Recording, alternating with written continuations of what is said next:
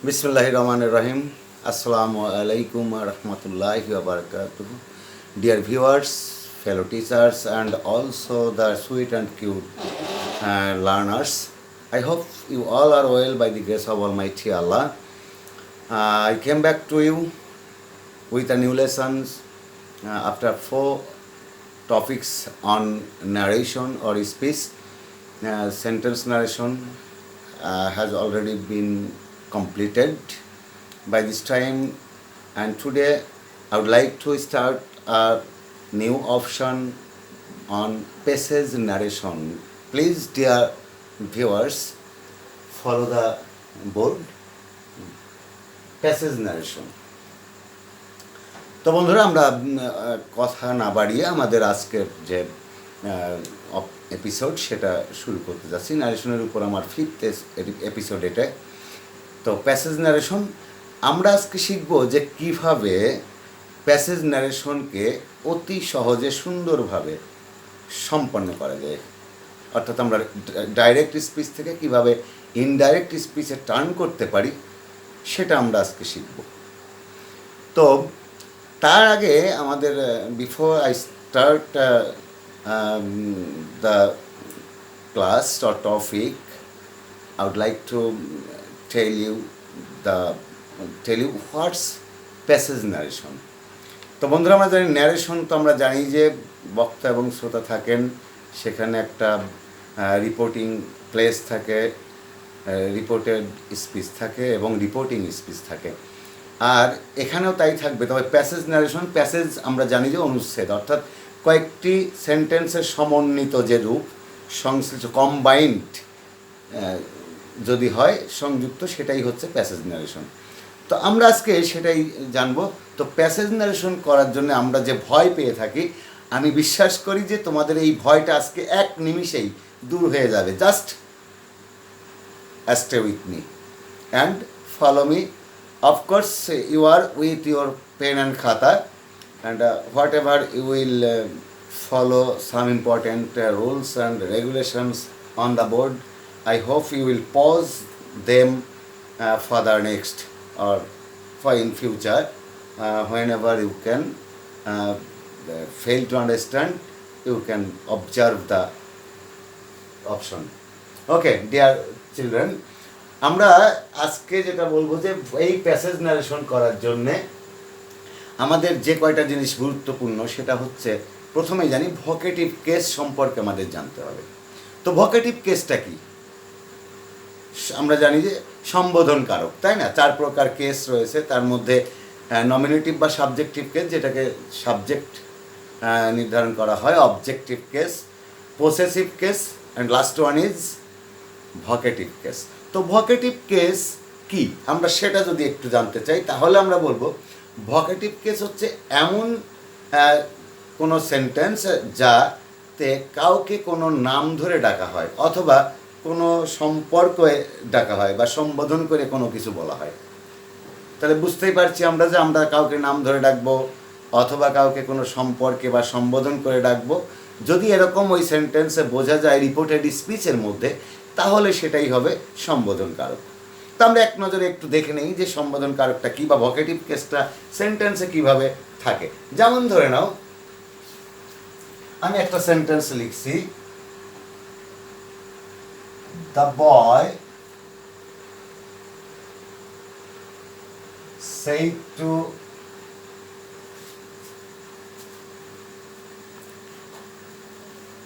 him,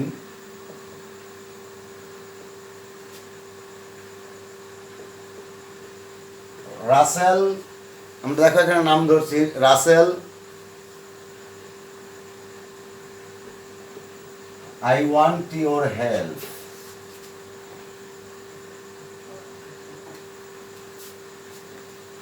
খেয়াল করো, আমরা এখানে যেটা লিখেছি, the boy said to him, Rasel, I want your help, আমি তোমার সাহায্য চাই। তাহলে আমি, এই বালকটি তাকে বলছে, তাকে কাকে বলছে? এই রাসেলকে বলছে, তাই না? তাহলে হিম, একে নাম ধরে ডাকছে। আচ্ছা, দেখি আমরা এখানে যে এই যে নাম ধরে ডাকা, এখানে রাসেল কে? তো রাসেল আমরা বুঝতেই পারছি যে রাসেল হচ্ছে হিম, আচ্ছা বলো তো, এখানে কি কারো সম্পর্ক বোঝা যাচ্ছে? ঠিক ধরেছ না, এখানে বোঝা যাচ্ছে না রাসেল এবং তার মধ্যে সম্পর্ক কি। এরা কি মামা ভাগ্না? এরা কি ভাই ভাই? এরা কি বাবা ছেলে? এরা কি শালা দুলা ভাই? কোনো কিছু বোঝা যাচ্ছে এখানে? নিঃসন্দেহে এখানে বোঝা যাচ্ছে না। তার মানে কোনো সম্পর্ক এখানে বোঝা যাচ্ছে না, কোনো সম্পর্ক নাই, জাস্ট এটা নাম ধরে ডাকছে। অর্থাৎ তাকে সে নাম ধরে ডাকছে কি? রাসেল। তো এই যে রাসেল নাম ধরে ডাকছে, তার মানে এরকম, এইটাকে আমরা বলছি ভোকেটিভ কেস, ভিসি। এটা হচ্ছে ভোকেটিভ কেস। তার এই ভোকেটিভ কেস যদি নাম ধরে থাকে, আমরা এটাকে বলছি উইদাউট রিলেশন, অর্থাৎ উইথ নো রিলেশন, কোনো সম্পর্ক ছাড়াই। উইদাউট রিলেশন, এখানে কোনো সম্পর্ক, অর্থাৎ দি বয়, বালকটার সাথে তার কোনো সম্পর্ক এখানে বোঝা যাচ্ছে না। তাহলে বালকটির সাথে তার সম্পর্ক যদি থাকতো, তাহলে সেটাকে আমরা বলতাম উইথ রিলেশন। তাহলে ভোকেটিভ কেস আমরা দুই ধরনের দেখতে পারবো, একটা হচ্ছে উইথ রিলেশন, আর একটা হচ্ছে উইদাউট রিলেশন। অর্থাৎ যেটাকে আমরা উইদাউট রিলেশন বলছি নাম ধরে ডাকা। আর উইথ রিলেশন যেমন ধরো আঙ্কেল, স্যার, ম্যাডাম, ব্রাদার, তাই না, এরকম মম, এইরকম যদি আমরা কারো নাম ধরে সম্পর্কে ডাকি, তাহলে বোঝা যাবে যে সেটা হবে উইথ রিলেশন। তা আমরা এখানে যেটা বোর্ডে আপাতত দেখতে পাচ্ছি, সেটাকে আমরা বলছি উইদাউট রিলেশন, অর্থাৎ নাম ধরে ডাকা। তাহলে ভোকেটিভ কেসের এক ধরনের হচ্ছে নাম ধরে ডাকা। যদি এমন কোনো প্যাসিভ আমরা অ্যাক্টিভ ডাইরেক্ট নারেশন পাই বা ডাইরেক্ট স্পিচ পাই, তাহলে তাকে আমরা প্যাসিভ করার সময় কি করব? প্যাসিভ করার সময় আমরা এইটাকে, এই যে এখানে যেটা নাম ধরে যে ভোকেটিভ কেস রয়েছে, ভোকেটিভ কেসটাকে আমরা এই রিপোর্টিং ভার্বের অবজেক্ট হিসেবে নিয়ে আসবো। তা আমরা নিয়ে আসি এবার। তাহলে আমরা নিয়ে এসে দেখি কি হয় উত্তরটা। The boy told Rasel.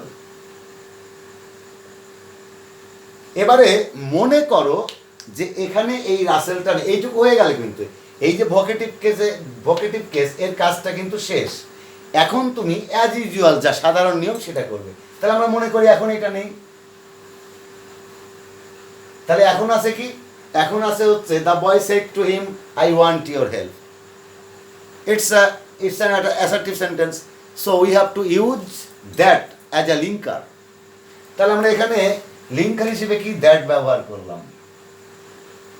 এবার আমাদের প্রশ্ন হচ্ছে যে এরপরে যা করতে হবে, আমরা নিয়মগুলো কিন্তু আমার আগের এপিসোডগুলো যারা দেখেছো বা এখন যদি না দেখে থাকো দেখে নাও, সেখান থেকে আরও স্পষ্ট হয়ে যাবে। তাহলে এটা আই, এই আইটা কি আছে? First person. তাহলে আমাদেরকে যেতে হবে সাবজেক্টের কাছে। তো সাবজেক্ট এখানে আছে দ্য বয়। অবশ্যই আমরা যখন টার্ন করব এটাকে, তখন ইনডাইরেক্টের বেলায় এর প্রোনাউন চলে যাবে। তাই দ্য বয়ের প্রোনাউন হচ্ছে হি। তাহলে আমরা এখানে দিলাম হি। এই হিটাকে উইদিন ব্র্যাকেটে আমরা বি দিয়ে দিলাম।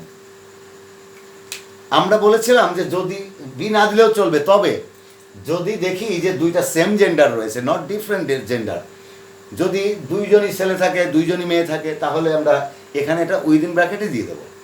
আর যদি না থাকে, ডিফারেন্ট জেন্ডার থাকে, তাহলে নো নিড। এবারে এটা হয়ে গেল। এবার আমরা 3 নম্বরে যেটা পরিবর্তন ছিল, আমরা প্রথমে পরিবর্তন করছে কি? ভার্ব। অ্যাসার্টিভ সেন্টেন্স থাকার কারণে সেড টু এর পরিবর্তে আমরা রিপোর্টিং ভার্ব টোল্ড ব্যবহার করেছি। এরপর লিঙ্কার ব্যবহার করেছি। তাহলে এটা ভার্ব চেঞ্জ করেছি, এটা লিঙ্কার ব্যবহার করেছি। আর এবারে ভার্ব পার্সন পরিবর্তন করেছি, এটা 3 নাম্বার গেছে, পার্সন পরিবর্তন। এবার আমরা বলেছি ভার্ব পরিবর্তন। দেখি আমরা ভার্বটা কি আছে। এখানে ভার্ব রয়েছে V1। দেখো আমরা যে ভার্ব পরিবর্তনের নিয়মাবলী দিয়েছিলাম, যে শখ দিয়েছিলাম পূর্বের এপিসোডে, সেখানে V1 থাকলে আমরা এখানে উত্তর করব V2, অর্থাৎ ভার্বের পাস্ট ফর্ম। তার মানে আমরা এখন যেটা করব যে এই want is the present form or base form of the principal verb and we have to use past form of the principal verb here in the reported speech. So এখানে আমরা এখন ব্যবহার করব কি? wanted। ইওর রয়েছে। এবার আমরা দেখি ইওরটা কি। ইওরটা সেকেন্ড পারসন, পসেসিভ কেস। ইওরটা সেকেন্ড পারসন, সুতরাং আমাদের অবজেক্ট ধরতে হবে। তো অবজেক্টটা কি রয়েছে? হিম অথবা রাসেল। তো যদি তাই হয় তাহলে আমরা এখান থেকে এটাকে নিয়ে আসবো। এখানে যেহেতু এটা পসেসিভ কেস রয়েছে, তাহলে হিম এর পসেসিভ কেস আমরা ব্যবহার করব। একটু স্মরণ করে দেখো, আমরা শিখেছিলাম he, him, his, his, I, me, my, mine, you, you, your, yours. তাহলে এই যে আমরা শিখছিলাম দে, দেম, দেয়ার, দেয়ার্স, তো এইগুলো আমরা এখানে পসেসিভ কেস ব্যবহার করব। হিজ,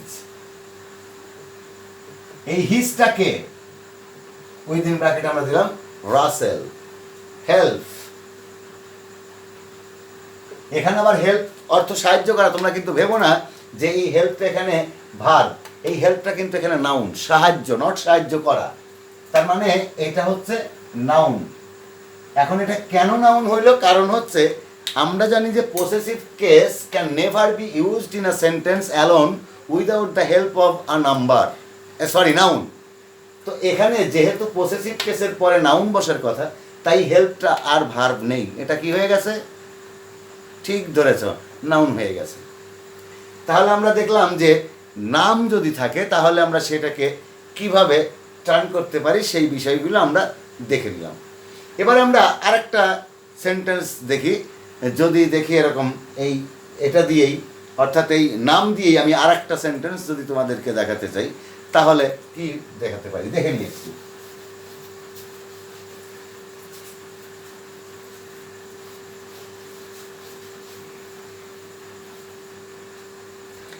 আমরা যদি এবারে তোমাদের আরেকটা এরকম নাম ধরে দেখাই, যে এরকম যদি লিখি,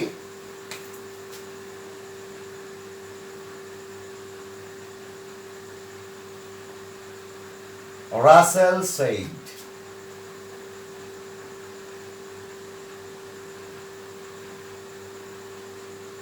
রাতুল, ইউ ought to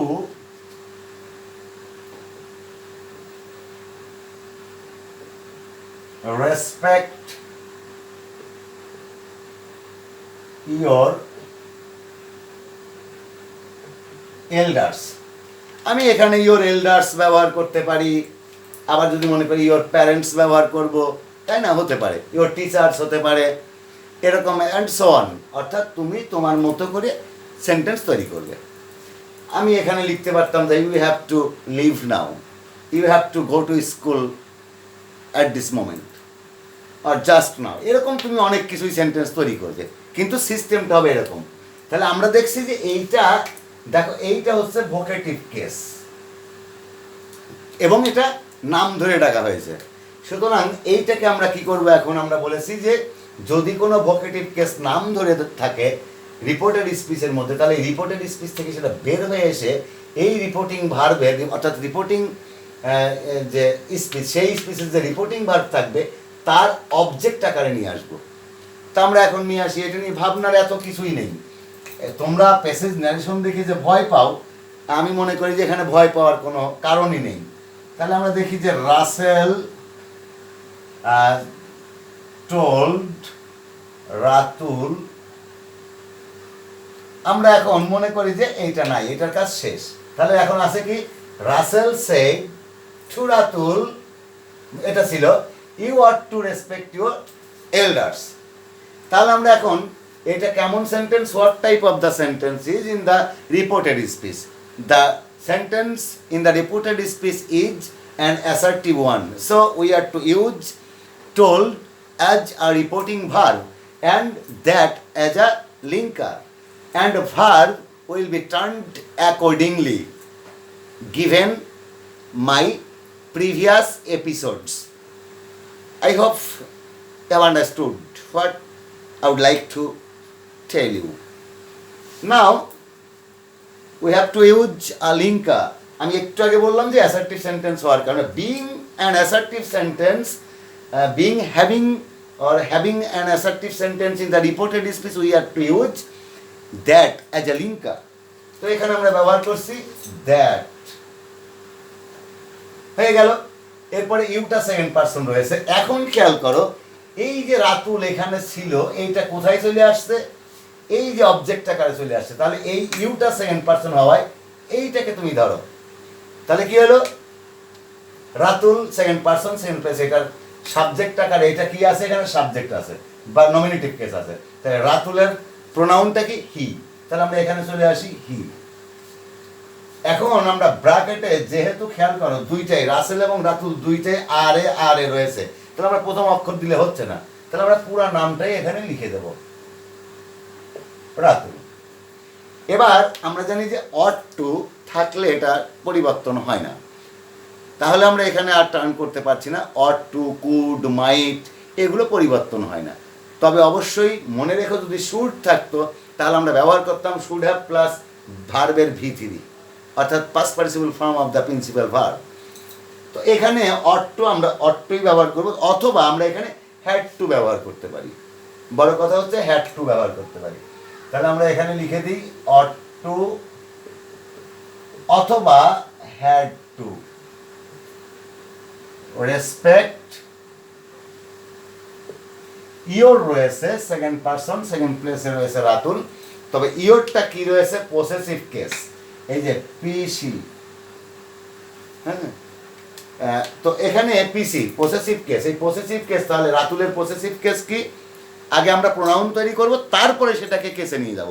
তাহলে আগে রাতুলের প্রোনাউন হচ্ছে হি, তো সেটাকে এখানে যদি রাতুল না থেকে হয়তো রানী থাকতো তাহলে সি হয়ে যেত, আর এখানে হার হয়ে যেত, তাই না? তাহলে এখানে হিজ হচ্ছে হিজ এল্ডার্স। আশা করি বুঝতে পারছো।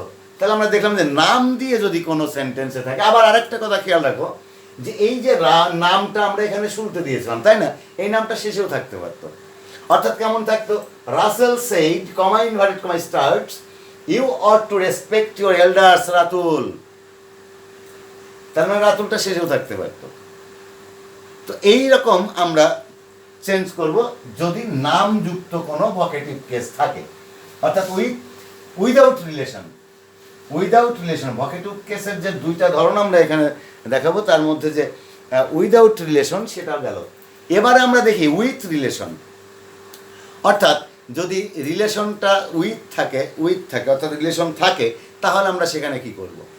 তো সেক্ষেত্রে আমরা যা করব সেটা হচ্ছে এরকম, ধরে নাও কোনো সেন্টেন্স যদি এমন থাকে,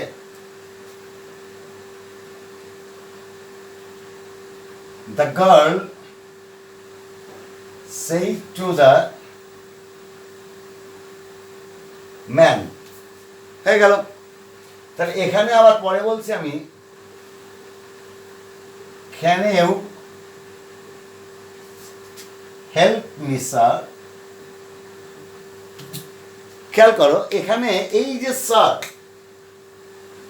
এখন স্যার অনেক ধরনের হয়ে থাকে, স্কুল টিচার বা কলেজ টিচার বা ইউনিভার্সিটি টিচার, অর্থাৎ যেখানে ছাত্র শিক্ষকের সম্পর্ক থাকবে, এটা এক ধরনের স্যার সম্বোধন করে বলা যেতে পারে। আবার অফিসিয়াল যখন কর্মকর্তা, যেমন আমরা যখন অফিসে থাকি, আমাদের বস আছেন, আমাদের প্রধান শিক্ষক, তার অধীনস্থ আমরা যারা আছি তারা সবাই তাকে স্যার বলে সম্বোধন করি। ধরে নাও তুমি একটা ব্যাংকে গেলে, তো ব্যাংকের যিনি ম্যানেজার, তো ম্যানেজারের অধীনস্থ যারা ওই অফিসে কাজ করেন ওই ব্যাংকে, সবাই তাকে কি বলবেন, অবশ্যই স্যার বলে সম্বোধন করবেন। আবার ওদের অধীনস্থ যারা পিয়ন বা চতুর্থ শ্রেণীর কর্মচারী রয়েছে, তারাও কিন্তু আবার তার ঊর্ধ্বতনদেরকে স্যার বলে সম্বোধন করবেন। তাহলে এই যে স্যার বলে সম্বোধন করাটা বিভিন্ন ধরনের হতে পারে। তো যখনই এরকম হবে তখন আমরা যেটা করব সেটা এরকম, মানে এই যে শুধু এই শব্দটার জন্য খেয়াল করো, শুধু এই শব্দটার জন্য এই যে সম্বোধন করেছে উইথ রিলেশন, এই সম্বোধনকারী শব্দের কারণে যা হবে সেটা হচ্ছে একেবারেই সোজা। খেয়াল করো, আমরা এটা যখন উত্তর করব তখন এই জিনিসটা ব্যবহার করব, অ্যাড্রেসিং অ্যাজ। এইবার অ্যাড্রেসিং অ্যাজটা তো থাকবেই, প্লাস এই যে ভিসি আমি এখানে লিখছি, ভিসি বলতে কি ভোকেটিভ কেস, অর্থাৎ VC vocative case with relation. আমি এখানে যেটা বলছি ভিসি উইথ রিলেশন, অর্থাৎ যে রিলেশন সহ যে ভোকেটিভ কেসটা থাকবে সেইটা এই জায়গা বসবে। সেটা এখানে স্যার হতে পারে, মম হতে পারে, ফাদার হতে পারে, আঙ্কেল হতে পারে, ব্রাদার হতে পারে, and so on, what ever. you can see in the reported speech as a vocative case with relationship. তাহলে আমরা এটা দেখলাম। তাহলে এখন এই জায়গা যা রয়েছে সেটা কি, এখানে রয়েছে স্যার, তাহলে আমরা দিলাম কি হলো addressing as sir, addressing as sir. এখন মনে করো এই শব্দটা আর এখানে নেই, এই শব্দটা এখানে নেই, তার মানে এখন সেন্টেন্সটা হয়ে গেল কি অ্যাজ ইউজুয়াল। এখানে একটা কমা দিয়ে দাও, addressing as sir, addressing as mom, addressing as uncle, addressing as brother, দেওয়ার পরে একটা কমা দিয়ে দাও। কমা দিয়ে এবার ধরে নাও যে ওই শব্দটা ওখানে নেই। দেখো আমি আউট করে দিয়েছি এখানে। এখন যে সেন্টেন্সটা রয়েছে একেবারে সাদামাটা একটা সেন্টেন্স। কি রয়েছে? The girl said to the man, can you help me? The girl said to the man, can you help me? মেয়েটি লোকটিকে বলছেন আমাকে সাহায্য করবেন, সাহায্য করতে পারবেন আমাকে? তাহলে এই যে কথাটা বলছেন তার মানে একটা ইন্টারোগেটিভ সেন্টেন্স। এখন আমি ইন্টারোগেটিভ সেন্টেন্স অনুযায়ী অ্যাজ ইউজুয়াল যেভাবে ডাইরেক্ট থেকে ইনডাইরেক্ট স্পিচে টার্ন করতে হয় ঠিক সেইভাবে করব। কিভাবে দেখে নিই। তাহলে এখানে সাবজেক্ট রয়েছে দ্য গার্ল, যেহেতু এটা ইন্টারোগেটিভ সেন্টেন্স তাহলে আমাদেরকে সেই টু এর পরিবর্তে ব্যবহার করতে হবে আস্কড। আর অবজেক্ট যেটা রয়েছে সেটা তো থাকবেই আস্কড দ্য ম্যান। কি আস্কড দ্য ম্যান?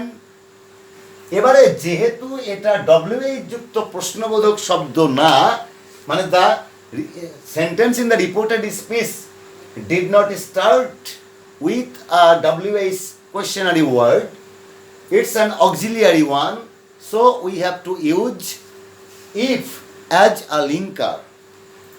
So আমরা এখানে দেখতে পাচ্ছি কি if চলে আসবে, কারণ এখানে যদি অক্সিলারি ভার্ব থাকে, আমার প্রিভিয়াস ক্লাস তোমরা দেখেছো অক্সিলারি ভার্ব থাকলে তাহলে সেটা if হয়ে যাবে ইন্টারোগেটিভ সেন্টেন্সে। এরপর আমরা পার্সন পরিবর্তন করব। তাহলে পার্সন পরিবর্তনটা কি? এখানে কি রয়েছে ইউ, ইউটা কি সেকেন্ড পার্সন, তাহলে চলে আসলো কোথায়? সেকেন্ড প্লেসে বা অবজেক্টে। তো অবজেক্ট যদি আমরা তাকাই তাহলে আছে কি দ্য ম্যান। দ্য ম্যানের প্রোনাউনটা কি? দ্য ম্যানের প্রোনাউন হচ্ছে হি। এখানে দেখো ইউটা কিন্তু সাবজেক্ট আকারে রয়েছে, সেই জন্য আমরা এইটার নমিনেটিভ কেস নিয়ে আসলাম হি অর্থাৎ সাবজেক্ট। এরপর যেটা আসবে সেটা হচ্ছে ভার্ব চেঞ্জ। তো ভার্ব চেঞ্জ আমরা সহজভাবেই জানি, ক্যান থাকলে কুড, শ্যাল বা উইল থাকলে উড, মাস্ট বা অট টু থাকলে হ্যাড টু, অথবা মাস্ট ব্যবহার করলেও হয়। তো এইরকম তাহলে হি কুড হেল্প। এবারে আমরা দেখি পার্সন পরিবর্তন আবার রয়েছে কি, সেটা রয়েছে মি। এটা কেমন? এটা হচ্ছে ফার্স্ট পার্সন। তাহলে ফার্স্ট পার্সন থাকলে আমাকে যেতে হবে এই যে ফার্স্ট প্লেসে, অর্থাৎ আমি এখান থেকে এই দেখো এখান থেকে আমি এই ফার্স্ট প্লেসে চলে আসি, অর্থাৎ সাবজেক্টে কি রয়েছে? The girl. মিটা কি আছে? আগে আমরা এইটার এই দি গার্লের কি করব? দি গার্লের প্রোনাউনটা কি?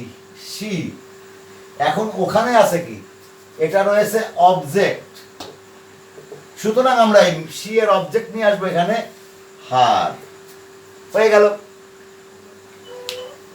আশা করি বুঝতে পারছো, একেবারেই সোজা। তোমরা যদি একটু মনোযোগ সহকারে দেখো তাহলে এই তোমার ভোকেটিভ কেস বা পসেসিভ কেস এগুলো বোঝার কোনো সমস্যা হয় না। এখন যদি ধরি না আমরা এইভাবেই যদি দিতাম এই সেন্টেন্সটাই, এই সেন্টেন্সটা আমি এখানে এইভাবে দিলাম। সেন্টেন্সটা মনে করো যে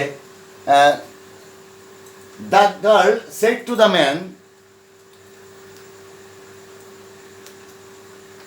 আচ্ছা আমি একটু চেঞ্জ করি, এই সেন্টেন্সটা তো করলামই, তাহলে আরেকটা সেন্টেন্স তোমাদেরকে দিই, নতুন সেন্টেন্স জানা হবে, তাই না? একটা নতুন সেন্টেন্স জানা হবে। যেমন ধর আমি যদি এখানে ব্যবহার করি যে আই সেড টু দেম, ধরে নাও এরকম যে আই সেড টু দেম কি ব্রাদার্স। দেখো আমি দেম প্লুরাল, তার মানে ব্রাদার্স আমি এখানে প্লুরাল ব্যবহার করেছি। কি হবে? উই হ্যাভ টু লিভ নাও। আমি তাদেরকে বললাম ভাইরা আমাদেরকে এখন যেতে হবে, আমাদেরকে এখন যেতে হবে। তাহলে এই যে ব্রাদার্স, এটা হচ্ছে তোমার ভোকেটিভ কেস। এই যে ব্রাদার, এটা হচ্ছে ভোকেটিভ কেস, ভিসি। তাহলে এই যে ভোকেটিভ কেস, এই ভোকেটিভ কেসটা আমরা কি করব, টার্ন করব প্রথমেই। তাহলে আমরা কি লিখবো উত্তরটা, ওই যে বলেছিলাম অ্যাড্রেসিং অ্যাজ, যা থাকবে ভিসি সেটা ব্রাদার্স, এরপর কমা দিয়ে দেবো একটা। এইবার যা সাধারণ নিয়মে, মনে করো এখন এইটা নাই, এইটা এখন এখানে নাই, তাহলে কি আছে, I said to them we have to leave now. তাহলে আই অ্যাসার্টিভ সেন্টেন্স, তাহলে আই টোল্ড দেম,